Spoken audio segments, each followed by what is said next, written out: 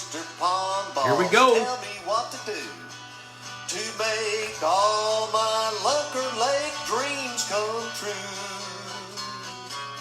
Hello, everybody. Bob Lusk, the Pond Boss, coming at you live on this Wednesday, 6:30. Here we go. Already got a couple people checking in.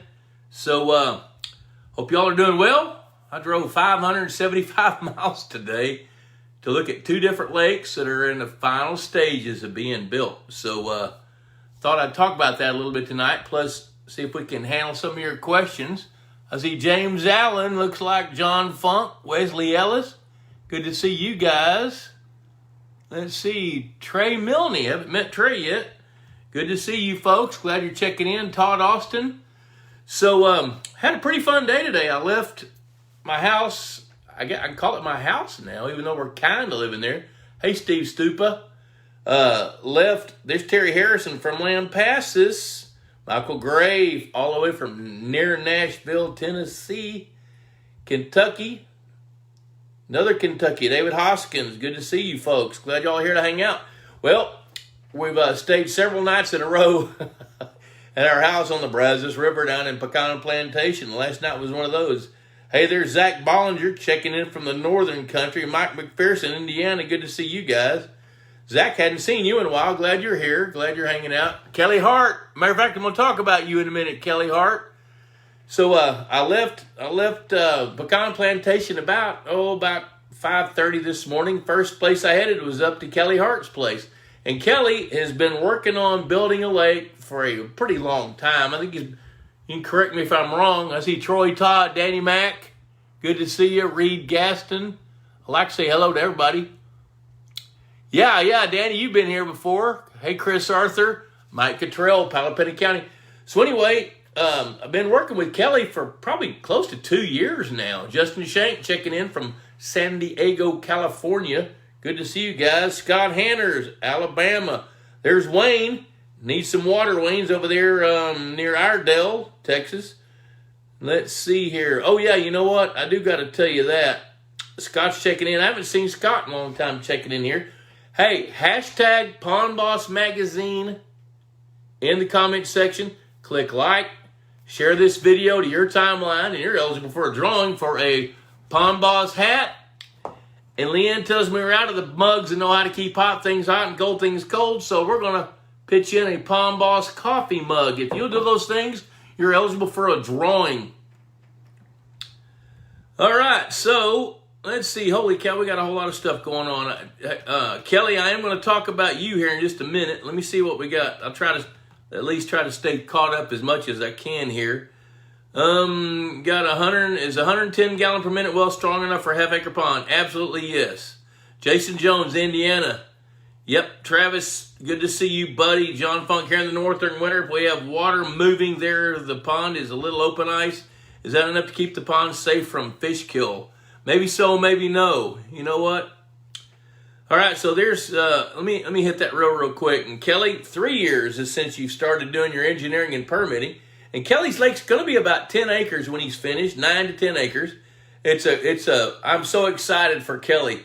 Kelly's got some property near Lindsay, Oklahoma, and recreational hunting and fishing property, and he wanted to create the very, very best fishing lake that he could create. So he and I started talking.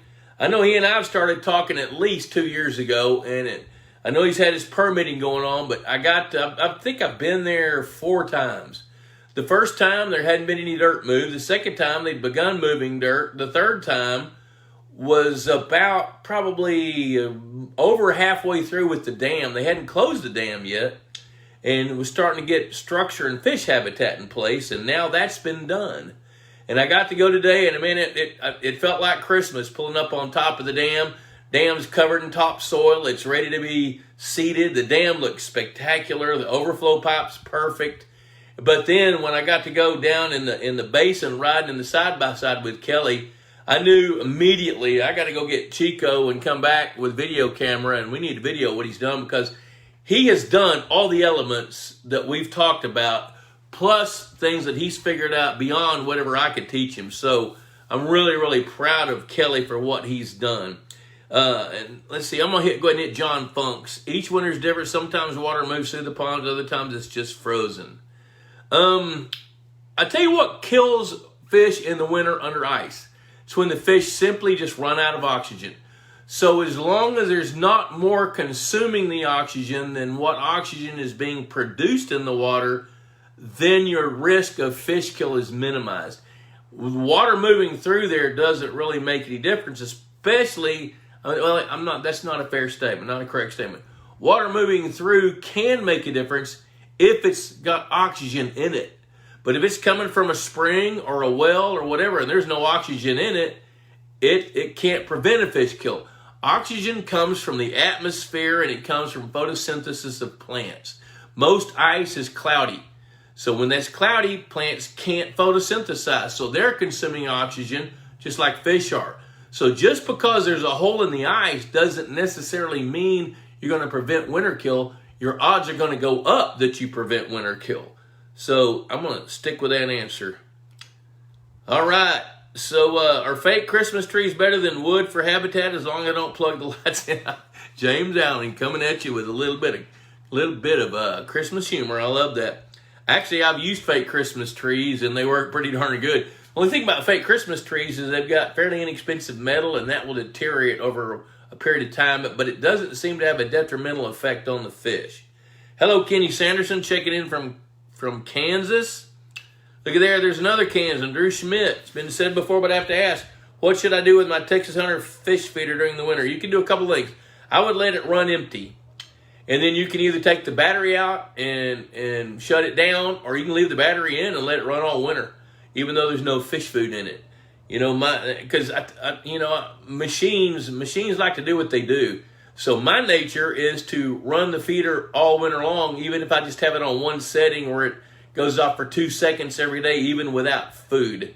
Because I like to keep those things moving, even if I have to spend $25 on another battery next spring. And you can also, just like Kenny says, you can set the timer off and just leave it all there. Whereas there's nothing wrong with that either.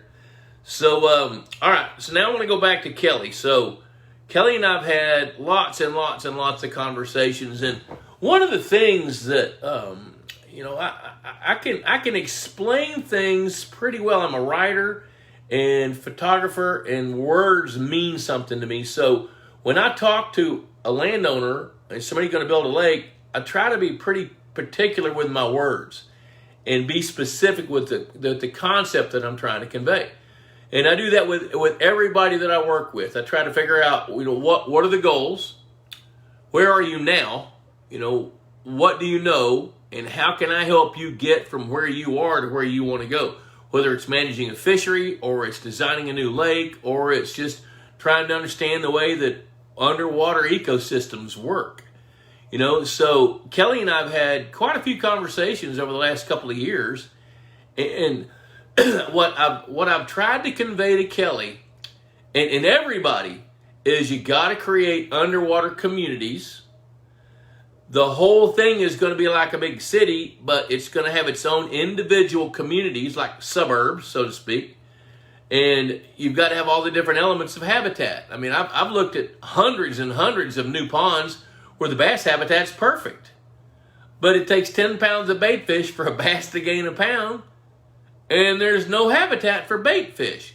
There's no spawning beds. I can't tell you how many fisheries I've looked at where the number one limiting factor is food, on top of the other number one limiting factor of not harvesting enough fish. Well, not having enough food is a combination of that food chain being overeaten and a lot of times not enough places for bluegill to spawn, for example. So when I pulled into Kelly's and drove around with him, I knew. I mean, I said this in the pond bottom today, standing on the peninsula.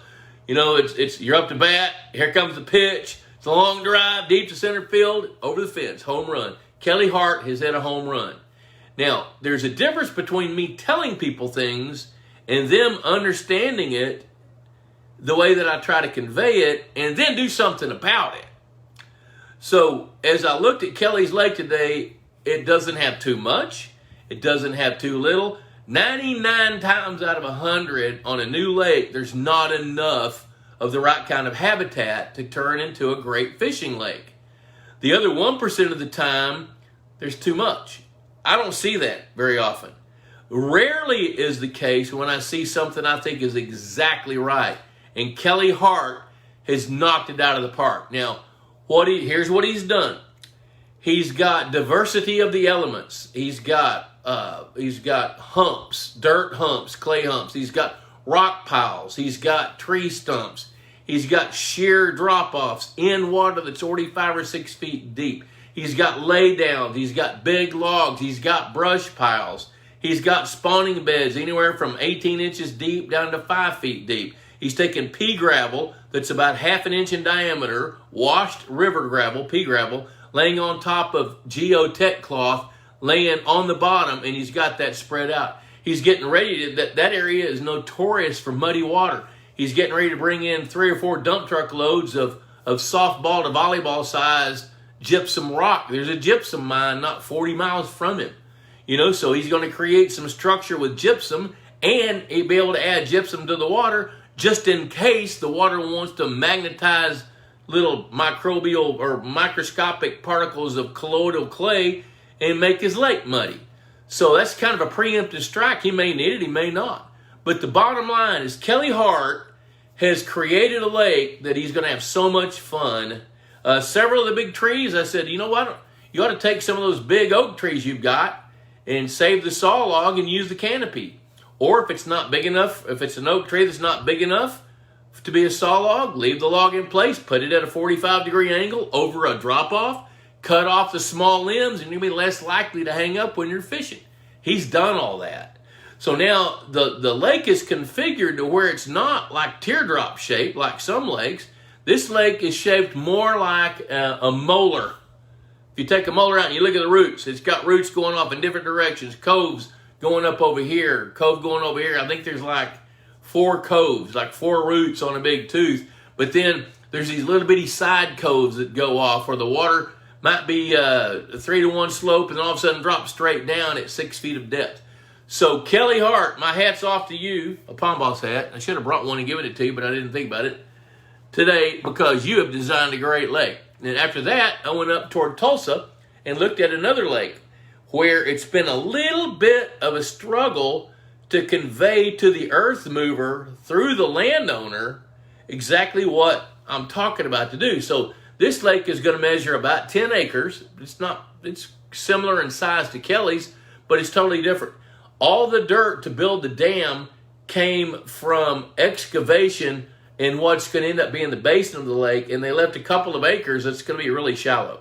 So the last time I was there, I said, okay, and I told this to the landowner, put it in writing, talked to the head earth mover, and said, here's what I want you guys to do. Over there on the northeast side, there's an area where the water's going to back up and only be 2 feet deep, going back about 20 or 30 feet. I'd like for you guys to go to cut some shelves in there for spawning beds, and then take those trees that are going to be underwater, flooded, and topple them and put them at a 45-degree angle off those shelves going down into deeper water. So I get there today and I drive on top of the dam, and the dam's got topsoil on it all the way to the bottom of the front toe, all the way to the back side of the back toe. Didn't need topsoil all the way to the bottom, but it's there. This dam's designed to got a whole lot of freeboard. It's probably got 7 to 8 feet of freeboard above the overflow pipe. Now that's an engineering design by the NRCS guys.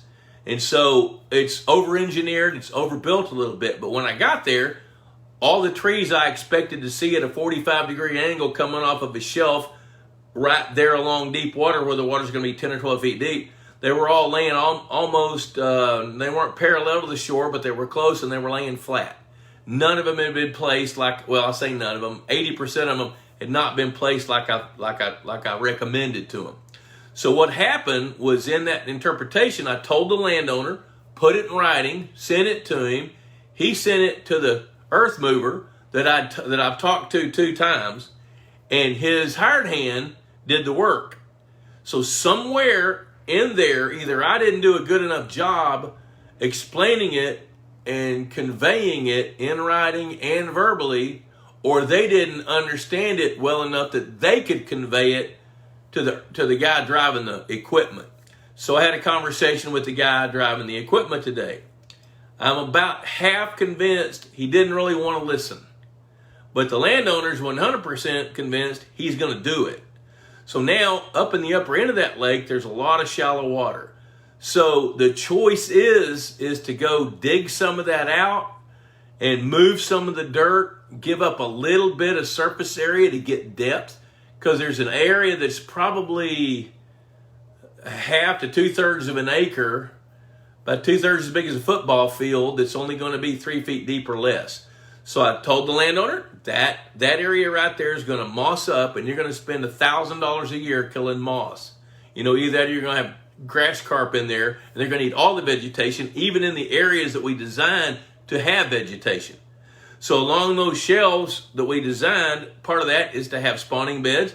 Part of that's also to have vegetation. And Kelly Hart's Lake's the same way. The difference is Kelly's been hands-on. He's been doing it out there every day. His wife isn't sure where he lives anymore because he leaves at the crack of dawn to go play with his lake.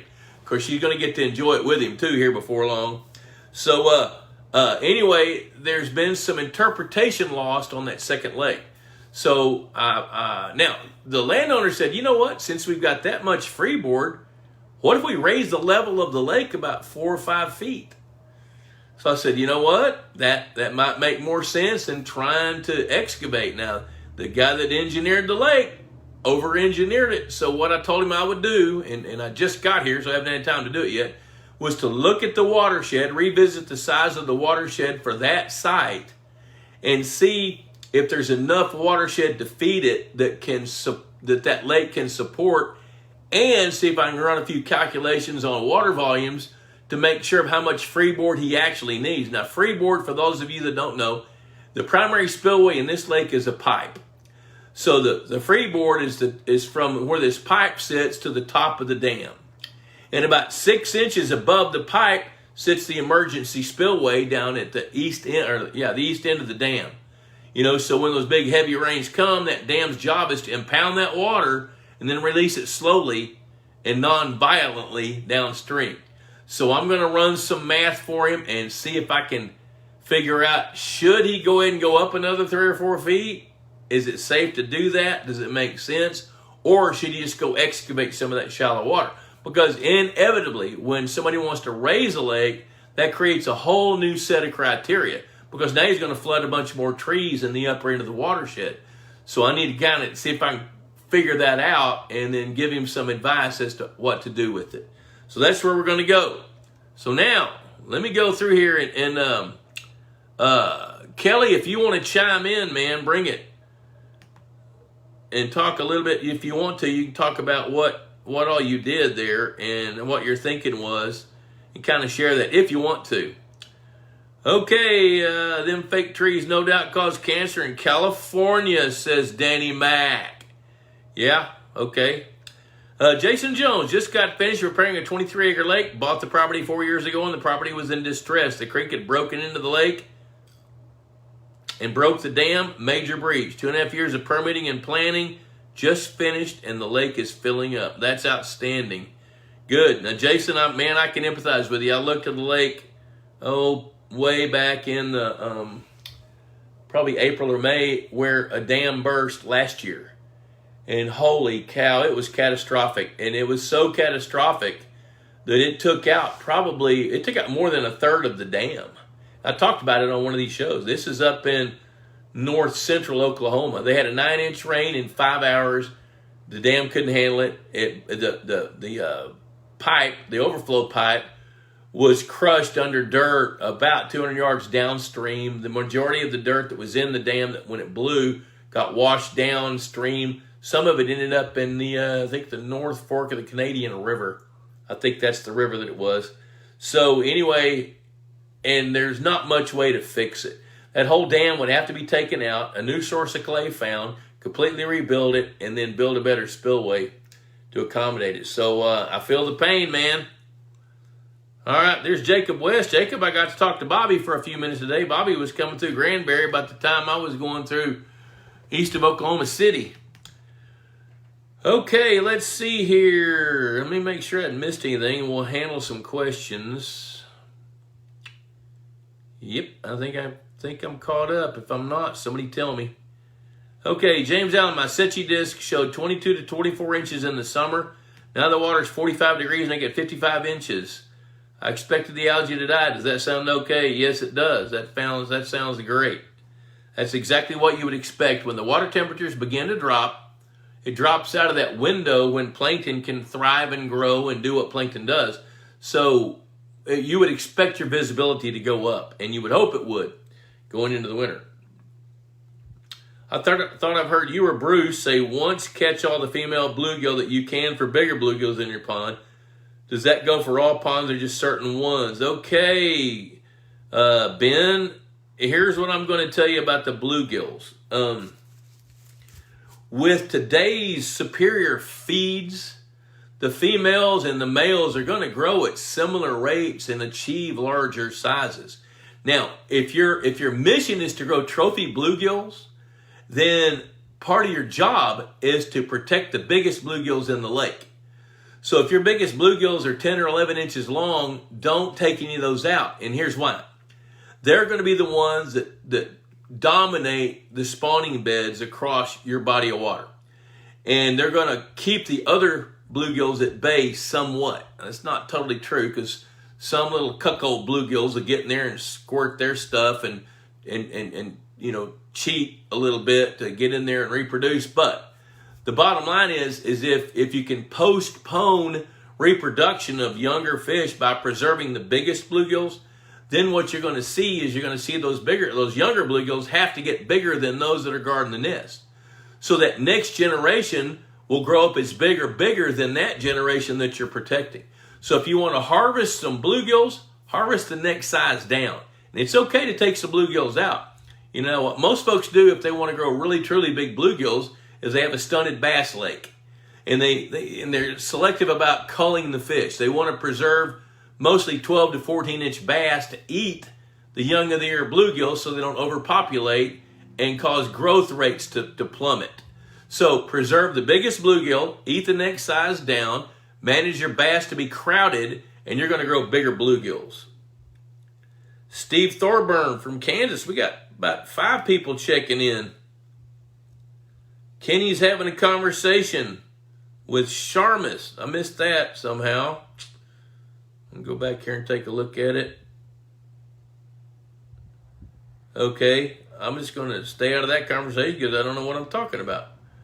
Dave Weber from northeast of Kansas City. We got a nationwide group of guys showing up tonight.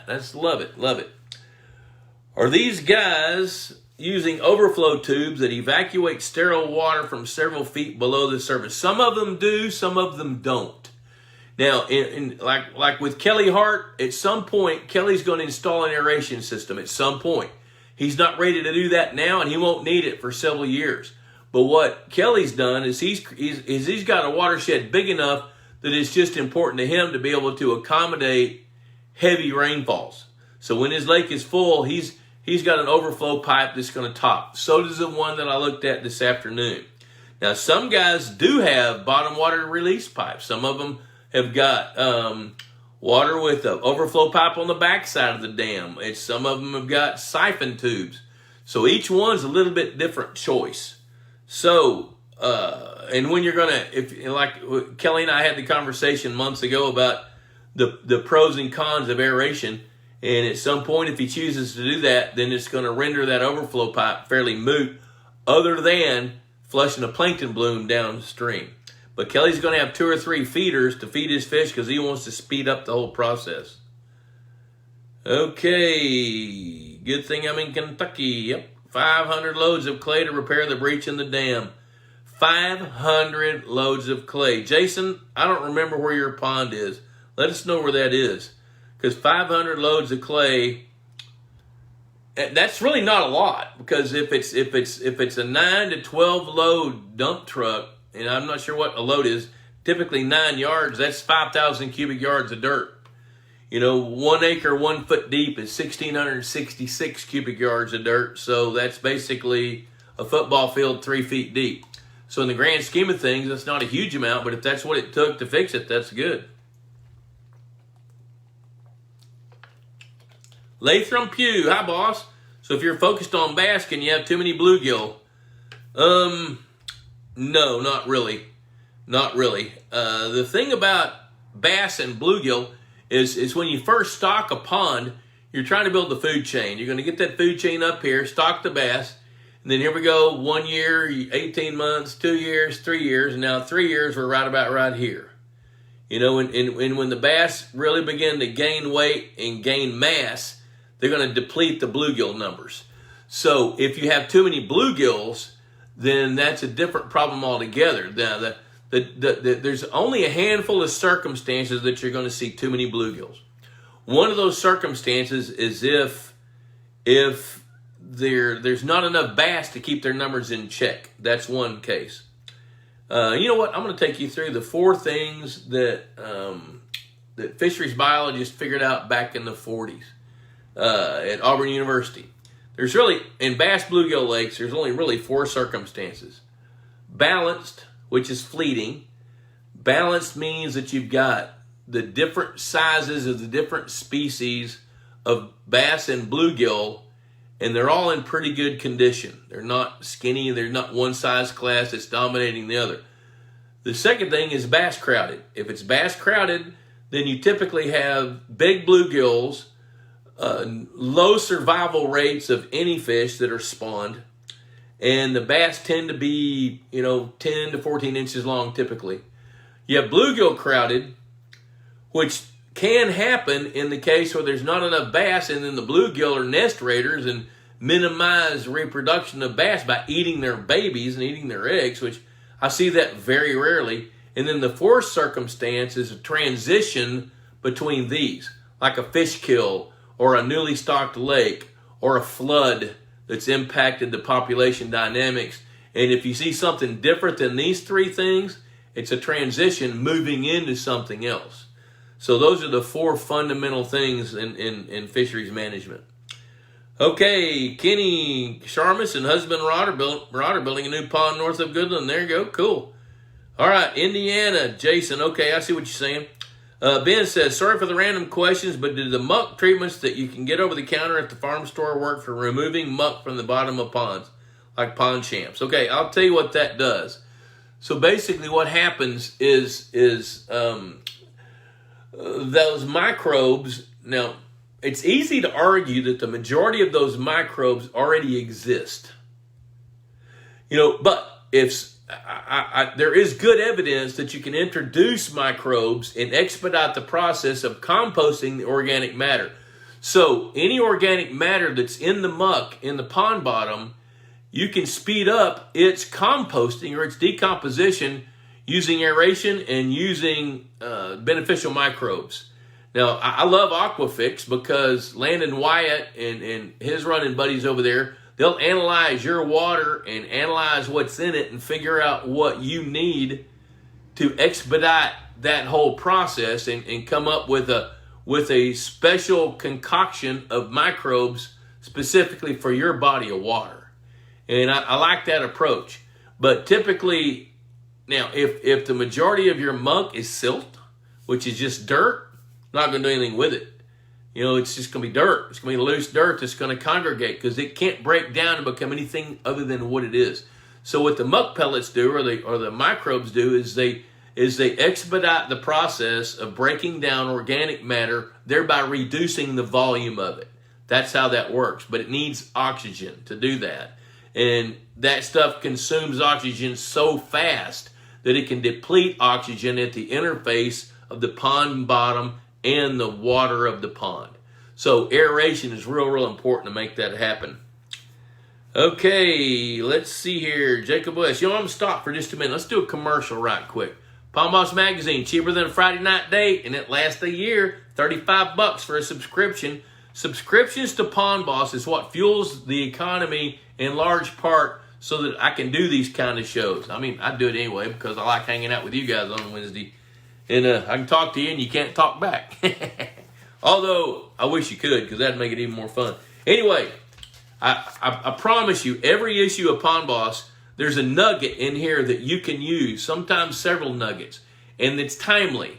And I'm not just telling you that because I produce it and I need to buy shoes for Debbie for Christmas or jewelry or something, but because it really is a good investment and helps you minimize the dumb tax. Speaking of the dumb tax, The dump tax is money that you pay when you don't know what you don't know when you have a piece of property and you'll throw some money at it. It'd be like buying the muck pellets without knowing what they'll do for you. And if you don't have aeration, maybe they work, maybe they don't. You're going to pitch $50 in there, and you could have bought a subscription to Pond Boss and read about it.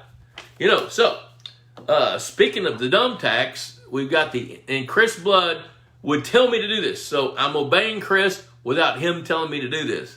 The Institute of Higher Pondology. I've added 4 more videos there, Jacob.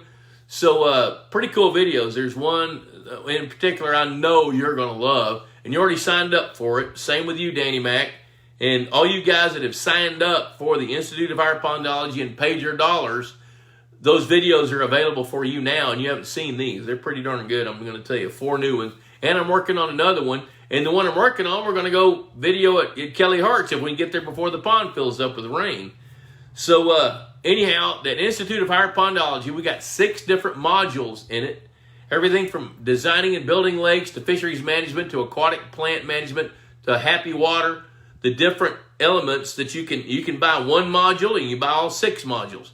So if you want to check that out, go to pondboss.teachable.com, or you can link to it from pondboss.com. Speaking of pondboss.com, there's some great resources there too. We archive every one of these shows and link to it to YouTube from the Pond Boss website. Plus, there's free articles there. There is the Ask the Boss discussion forum that's been around since 2002. We're about to have our 20th anniversary of that forum. And it's the longest lived and arguably one of the best forums, the only forum I know of online other than some Facebook pages that some guys have got going that have really been successful. So, there's my commercial. And also, I want to thank David Schneiderman, Easy Docks of Texas, for sponsoring this show, as well as Purina Mills. I love Purina Mills. I've told you that before. And we all have our ups and downs. Purina Mills does too, but I'll tell you this. They develop great fish foods. I totally believe in them. Bruce Condello can send you a picture of a 3-pound, 4-ounce bluegill he caught at Richmond Mill Lake in North Cackalack. And that fish grew off of Purina's fish foods. Lots of 2, 2 1/4, 2.5 pound bluegill have been caught in that lake over the years as well. So I know this. I know this. Before Purina Aquamax fish foods were refined from 2006 up until even now, the biggest bluegill I would see when electrofishing a pond might be 1.25 pounds. On a very, very rare occasion, I'd see 1.5 pounds, 1.75 pounds fish. Once that feed was introduced into the marketplace, I started seeing many, many, many more bluegill 2 pounds and bigger. And I tell you, I think it's the fish food. Speaking of that, you got to present that fish food to the fish. Texas Hunter Feeders, Texas Hunter Products. Spend time at TexasHunterProducts.com. They have deer blinds. They've got road feeders. They've got fish feeders. And the thing I love about them is not only are their products made there in San Antonio, but the customer service is incomparable. I mean, I had a guy email me today that doesn't even subscribe, or yesterday, doesn't subscribe to Pond Boss. No, heck, he emailed me Sunday, and I responded to him Sunday, and Chris Blood responded to him on Monday. He was having a hard time figuring out if he needed to troubleshoot his feeder or if he had a battery issue or something. Chris was on it first thing Monday morning when he got to work. So their customer service is unsurpassed.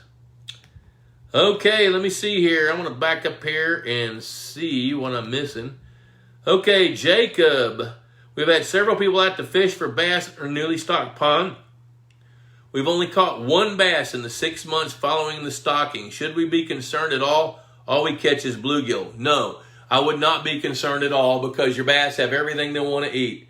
I've been to your lake several times, and back in the summer, in the spring, it was on any given day, it would look like rain falling on the surface of that pond in different coves in the area where the fathead minnows were coming up and feeding.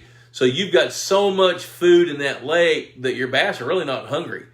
So I don't ever get concerned because you're not catching any bass. Now, you got to keep the predators off the best you can. I know you're not there, but this is a rule for everybody. When you take a lake and you push it to produce and you do things you can to make it go beyond what nature might want to offer it, get ready because nature doesn't like a vacuum and nature doesn't like a void.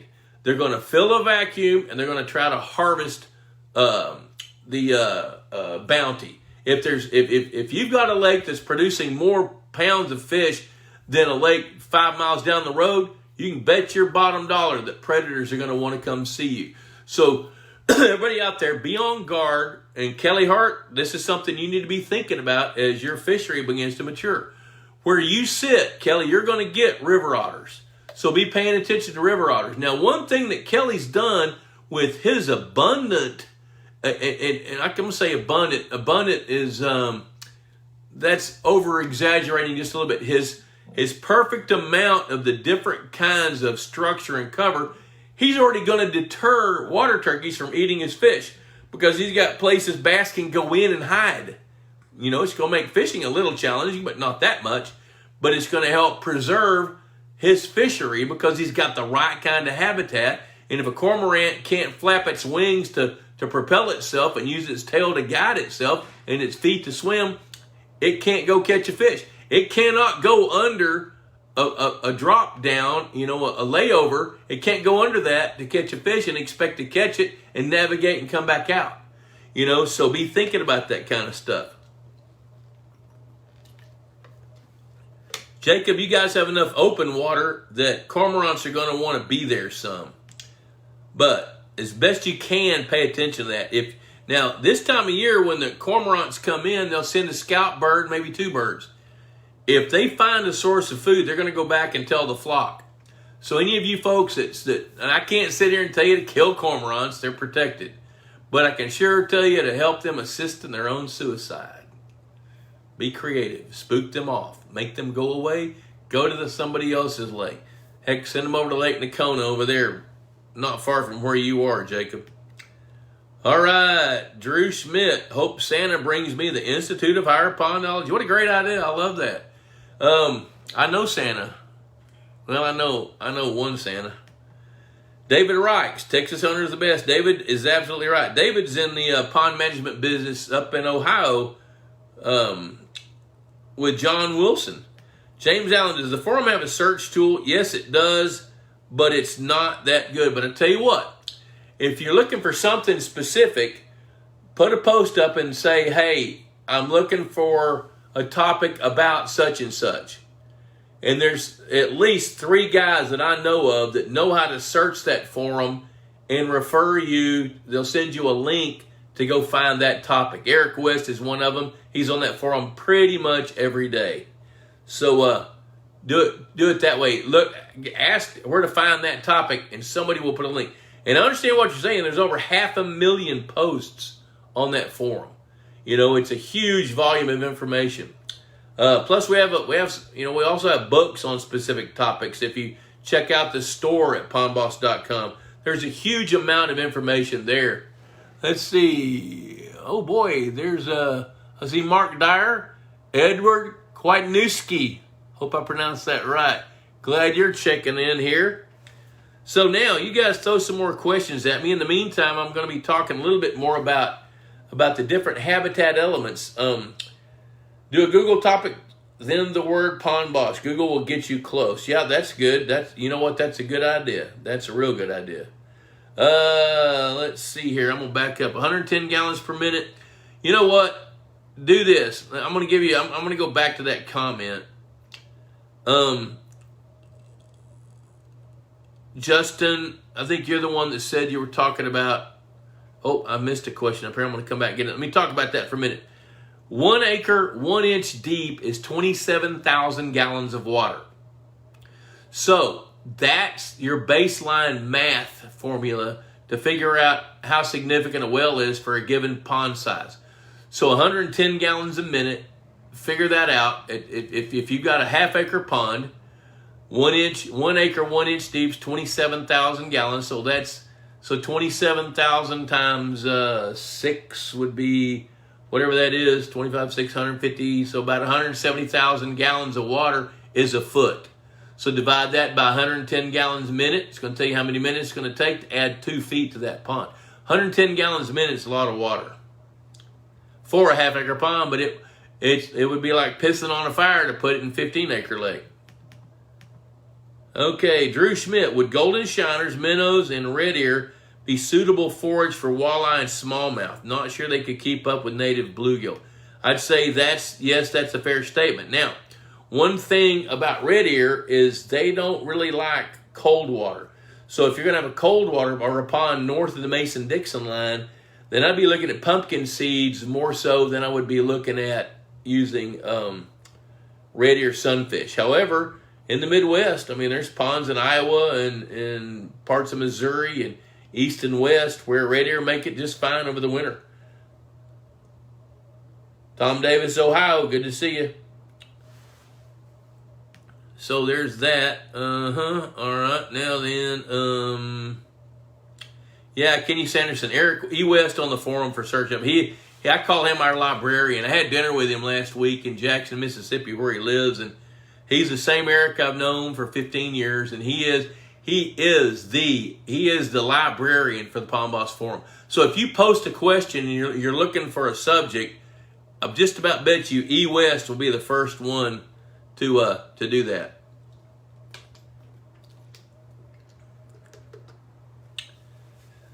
Mike McPherson, let's get a raffle going for a Texas Hunter feeder. I'd buy tickets. Well, you know what? Let me bounce that off of Chris Blood and see what he thinks. Hell, I'd spring for a feeder and raffle it off. I'd do that. Danny Mack, the knowledge on the forum is forever, while that on Facebook is ephemeral. Kind of like that stream that flows into your pond in San Antonio. There's Frank James checking in from Houghton, Louisiana. Speaking of Santa, every man goes through 4 stages. They believe in Santa. They don't believe in Santa. They are Santa. They look like Santa. And the 5th stage is they still believe in Santa. So there you go. I love that. Billy Bates, sorry I'm late, Bob. I was in the emergency room getting stitches in the back of my hand. Here now, though. Well, Billy Bates, anybody that can't step out of the emergency room before they get stitches to watch this show, I got to question their veracity. Stitches. Well, I don't know if that's self-inflicted or not, but I hate that for you. Debbie's got 7 in her arm. Debbie loves Topo Chico. I don't get it. I mean, why in the world would you want to buy a glass bottle that's full of carbonated water when you can get water out of the hose for free? I don't understand that. But she had a case of them, and some water had spilled in her truck. Not a case, but she had one of those 4-packs.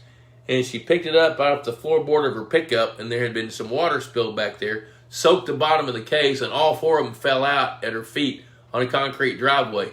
3 of them broke, and one of them sent a shard of glass up right there in her forearm and cut her, where she ended up having to have about 7 stitches. So, holy cow, who knows? A wood splitting accident. All right, Troy Todd has had good results using red ear sunfish in southern Indiana. Yeah, I believe that. I was talking to Matt Rail the other day. He's in Rushville, so he's in central western Indiana, and they do very fine there. All right, Kelly Hart. Kelly, whose lake I've been talking about. Building our lake has been an incredible learning experience, both engineering and biology. Palm Boss Magazine, Mike Otto's Just Add Water, and you know what? That's a great book, you know. Well, I should have one, but I don't. I've got one in the back. In conversations with Bob and the Department of Wildlife and YouTube. And so what's happened is Kelly's been a sponge to soak this up. So not only has he learned from all these different sources, he's been able to process that knowledge. And some of that's words, and it's really hard to visualize words for some folks. But Kelly's been able to take these amounts of information that's been conveyed and then convert and convey to himself and to his contractor. So let's see what else he says here. My contractor had limited experience with lakes other than livestock water, but he was very receptive to my objectives. And you could tell it by looking at the work between you two guys. The equipment operator that installed the fish habitat's a fisherman. He got very excited and creative in the process. And that's what it takes. You gotta, and one of the things one of the take-home points I gotta drive home now is when I first start talking to somebody that's going to build a lake, they're real excited. They want to learn as much as they can, but when you get ready to actually do it, It actually happens, your learning happens in layers, and building the lake happens in layers. So things reveal themselves. Like when the dam is staked out, and you know where you're going to get the clay to build the dam. The very next thing I tell people, I told this to the guy today, he needs to go back in. The second place I went near Tulsa, he needs he's building a second lake. And he needs to go back in to have his contractor flag where the water line is going to be. And then when you flag the water line, that's going to be the flat plane that's going to be the lake. And then below that, your thinking is going in one set of directions. At the water line and above, it's going to go into another set of thought processes. Above the water line, you got to think about what you're going to do to experience the lake. How you're going to access. Is it safe? If a deer falls in, can it get out? You know, can you catch a fish right there and get it to shore? Can you fish it from a boat? You know, so you got to be thinking about all these different things, and you can't just go in at the beginning and draw a map and plot out what everything is going to have and where you're going to put it, because dirt's going to be moved. You know, as you begin to do some clearing and cleaning, things are going to reveal themselves. Kelly had 2 peninsulas. I don't even think he knew that he had both those peninsulas until sometime after he flagged the water line. Then he knew he had some peninsulas. And then one of them was totally covered in trees. What's he going to do with that one? The other one, some of it needed to be cut off because they needed that dirt to build the dam with. You know, so all this stuff, it's almost like having a blank palette, although it's not blank. It's almost like having a palette where you're going to get to be the artist with a heavy equipment operator, earth mover, and you get to mold what that's going to be, and you're creating a piece of art. And you're really doing that, and that piece of art is going to be a living, breathing lake when there's water in it. And what you do with that is going to create results under the water that's going to impact what goes on at the water line and above the water line. Let me tell you what that means. At the water line, from 18 inches or so above the water line, water's going to wick into that dirt, and stuff's going to grow that wasn't growing there before.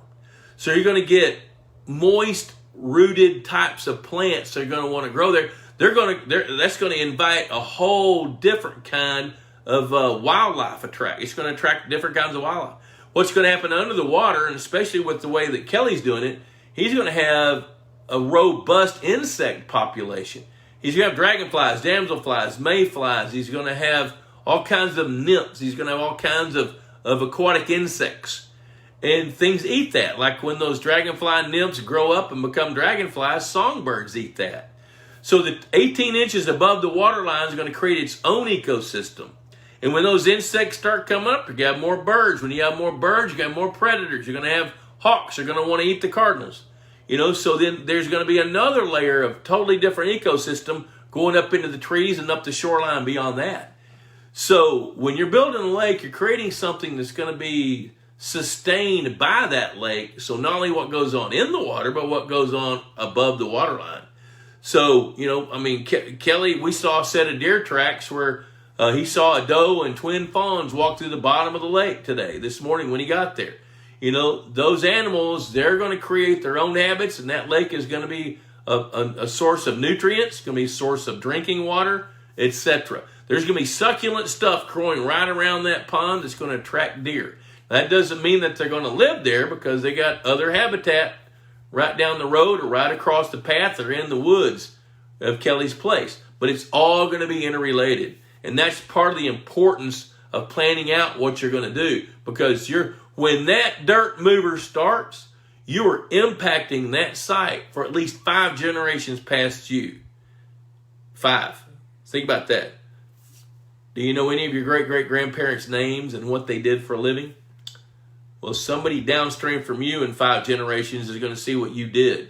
And Kelly, they're going to look at that and say, wow, how do you figure all that out? You know, because you did it right. Deep bow at the waist. I'm going to quit bragging at you now so you don't get a great big old head, although you deserve it. Okay, let me go back here, see what we got. Uh-oh, I messed up.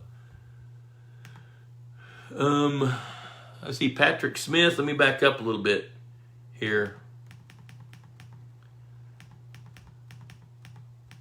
Okay, so there's Kelly talking about, all right. Steve Thorburn, I have a pond, 4.5 acres 1-year-old. Bluegills and red ears and 3 to 5 species of minnows and walleye stock. The pond above me donated green sunfish and some young of the year bullheads. Well, congratulations. That's every watershed in America. Planning on adding yellow perch and smallies next. How big a problem are those green sunfish and bullheads going to be? If you stock the right numbers of bluegills, red ears, and minnows and walleye, then they're not going to be a problem. They're going to be kind of a remnant population of fish that are not going to cause you any issues. Now, if you had 500 green sunfish flowing from downstream, they might interfere with your red ear a little bit, but really not going to cause a lot of grief. Especially, if you stock the right numbers and the right ratios recommended by your fish guy, then they're going to be kind of a remnant, so they're not really going to be a big issue. Green sunfish, their lifespans maybe 3 or 4 years typically, depending on where you are. So you're in a cool water area, so red ear may last 6 or 7 years. Bluegill may last 6 or 7 years. There's Ron Ardoin from Lake Charles, Louisiana.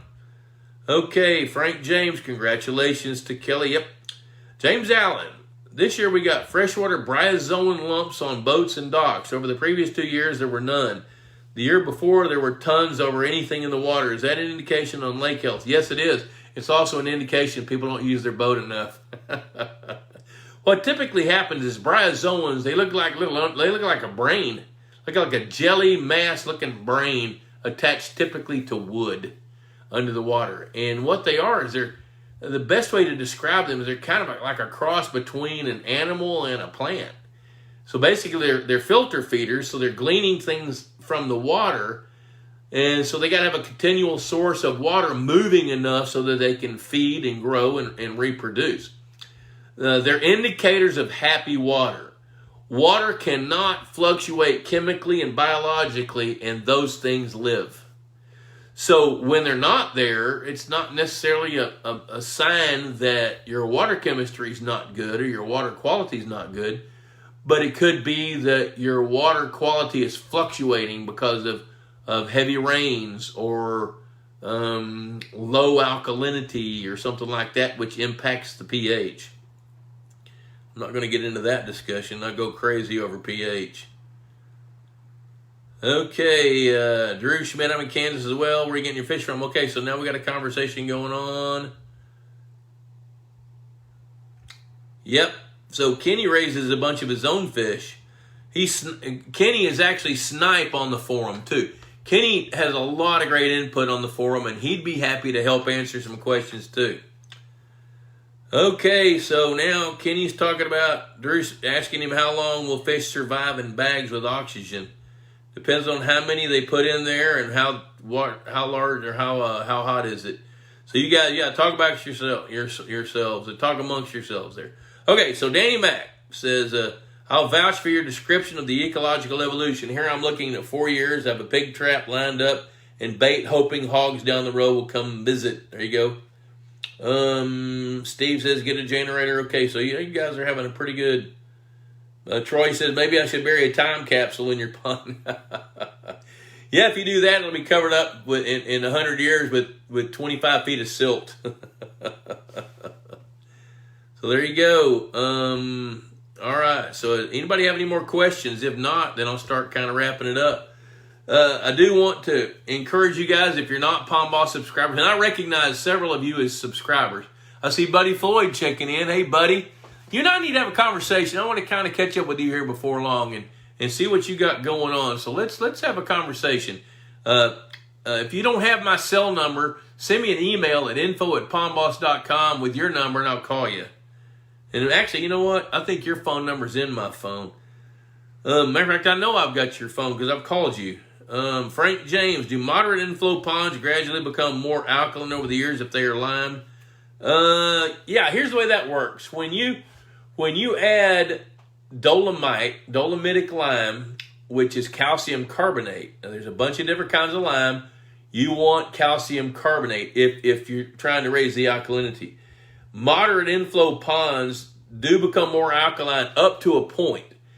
Now, using dolomite or calcium carbonate, it's only going to dissolve into the water up to, maybe 200 parts per million at the most, typically in warm water fish ponds. That might be a little different in cooler water ponds or ponds. Water ponds that have low inflow, but ponds with moderate inflow, they can become more alkaline over the years if they're limed. So the answer to that is yes, because what happens is unless the ponds are flushing, water comes in, absorbs lime, water evaporates, more water comes in, so the alkalinity has a tendency to want to rise. Now especially if you're in areas where there's clay soils and the lime's in the dirt, then your alkalinity is going to rise. I've seen some ponds where the alkalinity is 850 parts per million out in West Texas, but that's because evaporation rates are so high and inflow rates from rainfall are so low. So they'll get an influx of water, then a foot will evaporate out, then another foot comes in from rainfall, so it's not flushing. So the longer it sits static without flushing, the higher those numbers are going to go. So there you go. Holy cow, this hour flew by fast, as they all do. And I do want to thank you guys for checking in, watching this show. I think I'm going to run over to Pelican's Landing and grab some catfish if anybody's in the neighborhood. I hadn't had fish in a few days, ironically. So, hey, don't forget, Pond Boss Magazine, cheaper than a Friday night date. A year's worth of this is going to cost more than my supper by myself here in a minute, because I'm probably going to have a couple of glasses of wine or not. I don't know. I got a doctor's appointment tomorrow as a little checkup, so I'll probably avoid the wine. So I'll keep my triglyceride numbers measurable. All right, buddy, call me tomorrow. I'll be driving. Buddy, I'll tell you what, tomorrow is Thursday. I'll be in my truck from about 11 to 2, and then from 4 o'clock on, I'm going to go electrofish a lake over near Possum Kingdom Lake and take a look at that. We're going to have 80-degree weather tomorrow. The lake temperature is 62 degrees today, and it was cold. So tomorrow the water temperature ought to be warmer. Afternoon, going to be there at 2. So I'll be in the shocker boat from 2 to 4, and doctor's appointment at 10:30. So from about 11 until 2, I'm available. And then after 4, just ring my number and we'll catch up, because I do want to talk to you. All right, so $35 a year, cheaper than a Friday night date. Full of nuggets, good stuff. Pondboss.teachable.com, pondboss.com. Okay, hold up. I'm not leaving yet. Steve Thorburn, I run Two Stones. Okay, so they're having a conversation there. Mark Dyer, in northern ponds, do you ever take water samples under the ice? On a rare occasion, I will. Like if you have blue-green algae and want to see what it's doing before spring, or just wait till the ice off.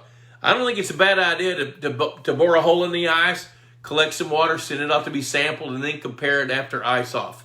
I think that's actually a wise idea, so I would do that. Danny Mack said, I thought you sold that hands-on business. I did sell the hands-on business, but there's a few hands-on that I'm compelled to do. And this guy here is, I've known him for 20 years, haven't spent time helping him with his lake in 5 years, and he's called me 5 times. And so when somebody's that persistent and they want me to be on it, then Justin's going to take the shocker boat over there. I'm going to meet him, climb in it, run the boat, take a look at the fishery, grab some water, have Justin send it to the lab, and then come to some conclusions. But yes, I did sell the hands-on business, but that doesn't keep me out of the shocker boat. I like doing that, but you're not going to catch me treating plants or hauling fish much anymore. I'm kind of out on that deal. So, hey, I'm going to wrap it up. I do appreciate everybody's attention, checking in, and watching this show and bringing your questions. Great questions. It kind of keeps us going on. So, until next Wednesday, let's see, I'll be in Granbury with grandkids, I think.